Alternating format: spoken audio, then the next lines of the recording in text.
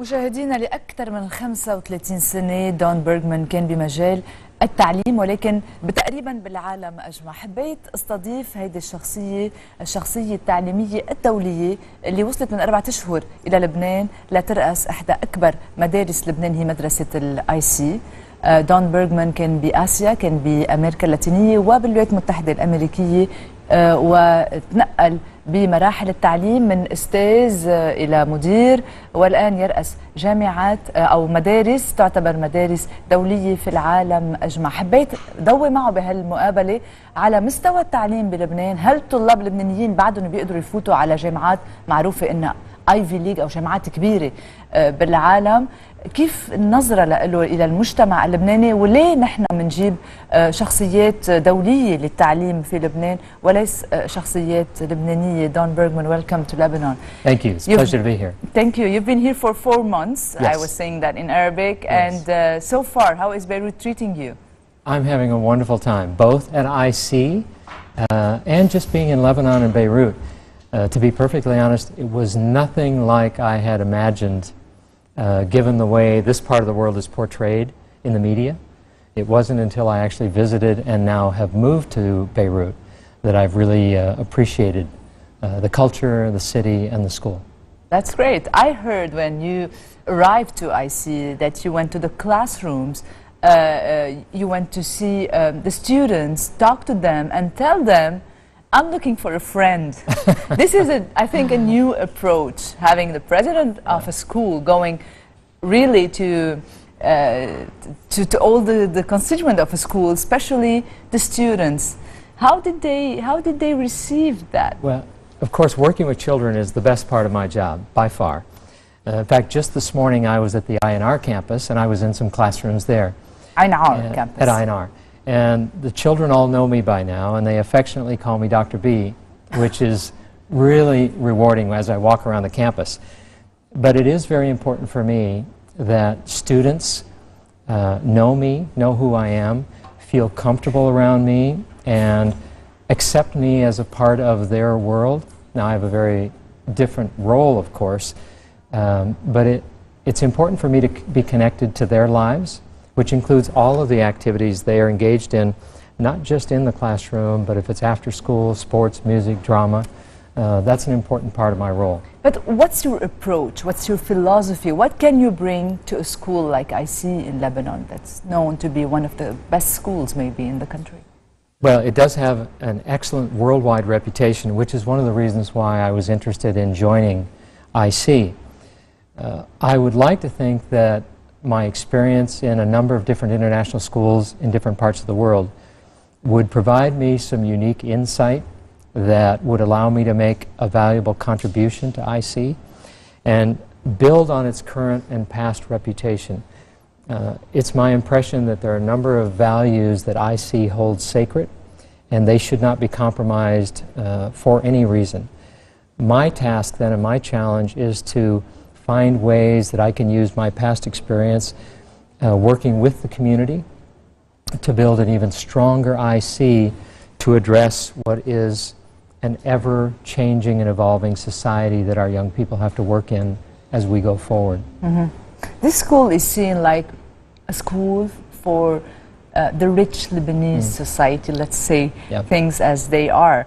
Are you doing something to give this experience of this very good level, I mean, of education in this school for others? Do you have a CSR plan? Because I hear a lot of people saying that we pay a lot of money to have our kids in this kind of school. There's many people who want to be there. They're smart, they're good, they don't have the chance to go into schools like the one you're heading. So what are you doing basically to give back to the Lebanese society? Do you have plans like this? Well, I can tell you that I see, and my information is superficial at this point in time. In fact, I have a meeting with our activity coordinator next week, who is responsible for coordinating a lot of our community service and social entrepreneurship programs. But that is a very important part of, I think, the value system at IC. I've shared this comment with our faculty and with parents already. By the nature of our being a part of the international college community, we're already a privileged group. And it's important that we don't forget about the many, many people just outside the gates of IC who, for no fault of their own, probably don't have those same opportunities. So the advantages that our children at IC have, that they will get a superior education. We also want them to hold the values that will allow them to contribute to the less privileged, to the underprivileged. Mm-hmm. Without doing so, we end up with what has happened many times in the corporate world. People take unfair advantage, given their education and background, of the less educated or the less privileged. That's true. And for us to leave children, or to have children leave IC without having the ethics and the value component, is shortchanging their education. I don't know if I should say this being a journalist, but I'm very proud to have my son in ACS, because in ACS they have all kind of classes, of colors, of it's Yes. very diversified, and I like this in a school. Do we see this? Do we see the same thing in IC and other schools that are, as I said, oriented in a niche class of the Lebanese society? I would say that's probably the greatest strength of IC, ACS, and all the other international schools that I have been a part of throughout my career. It's the bringing together of a very diverse community, which has different religions, different cultural values, different family beliefs, and yet we're all working collectively, because at the end of the day, we all value pretty much the same universal human values, and we're trying to create a microcosm of society within our international schools, because many of these young people will become influential leaders in many different fields in the future. And if they can share in their professional lives and their personal lives what they experience through their education in an international school environment, we're all going to benefit. As I often share, the children that I visit in classrooms today will one day probably give me open heart surgery. They'll be managing my retirement account. I'll be depending on their goodwill and their generosity to ensure that all of society benefits. So educating today's future leaders is a critical responsibility that we have, and that includes their personal sense of values and contributions. Dr. B, don't you think that all students of Lebanon from the same ages, frame categories, should have the same kind of education? Yes, absolutely. And many of the things that I value most as an educator, quite frankly, can be taught with very limited resources. Even though at a school like IC, we have the advantages of being able to have resources that are not necessarily available to everyone. But that doesn't mean that the right teacher with the right motives and the right set of values can't teach under a tree, can't teach in this studio, can't teach in a barn on a farm. I personally came from a rural, small rural farming community, and I think I got a very basic education. In Minnesota? In Minnesota. Everyone there was a dairy farmer, my father included. Everyone had lots of cows, lots of chickens, and lots of kids. It was certainly not a special or an exemplary education, but I got all the basics. But I think, along with my family and the school, they also shared some of those basic personal values that are important, and those can be done in any environment. Mm-hmm. What do you read from our kids about the Lebanese society? Do they bring their differences to the classroom? I would say yes to that. Again, my observations are preliminary, but that's part of the richness of an international school community.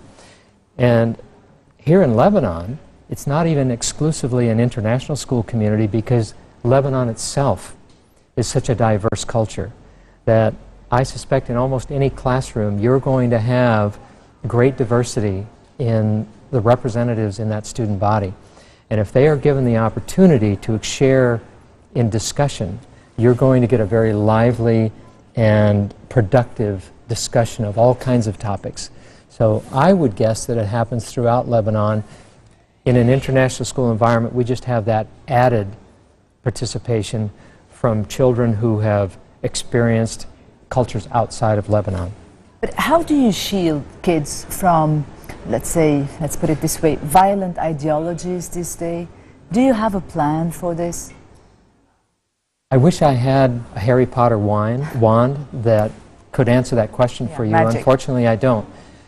I do talk often to parents and faculty members, though, about the challenges that schools have, including schools like IC. We now have to compete for children's interest and time with social media, with multi-million-dollar marketing campaigns, and that's very difficult.